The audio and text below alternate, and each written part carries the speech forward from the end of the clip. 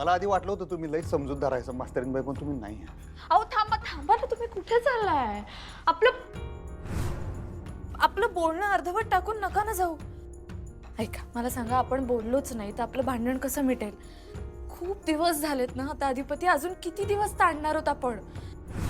मला हा विषय आज या खोलीतच संपवायचा आहे. माझ्यासाठी ह्यो विषय कवाच संपलेला आहे.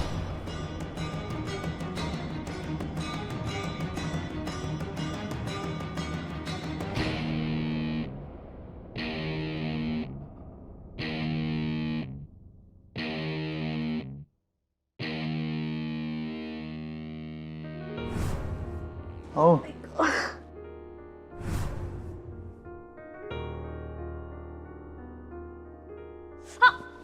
काय झालं? अधिपती, अधिपती प्लीज ऐकून तरी घ्या. काय ऐकायचं नाही हो मला. काय राहिलं का आपल्याच बोलण्यासारखं मास्तरीनबाई? अहो खूप आहे बोलण्यासारखं. बोलण्यासारखं खूप आहे. जे होतं तेवढं तक्रारीतून बोलला की तुम्ही. मी सांगितलं ना, चूक झाली हो. सॉरी अधिपती, खरंच आय एम रिअली सॉरी.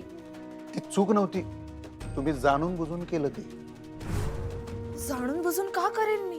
कारण आई साहेबांवरचा राग काढायचा होता तुम्हाला, म्हणून राग काढला तुम्ही आई साहेबांवर. मी सांगितलं ना अधिपती, चूक झाली हो. माफ करा ना प्लीज. ही चूक पोटात घालू शकत नाही. मी पुन्हा नाही करणार असं. पुन्हा करण्याचा विचार बी करू नका, भागात पडेल तुम्हाला. काय जोक वाटला तुम्हाला? खेळ आहे भातुकलीचा. FIR केली तुम्ही आई साहेबांविरुद्ध, आमच्या आई साहेबांविरुद्ध. आणि चूक नाही, डाव आहे तुमचा. तुमच्या मनात राग होताच त्यांच्या विरुद्ध, पण ह्या थराला जाल तुम्ही असं मला वाटलं नव्हतं.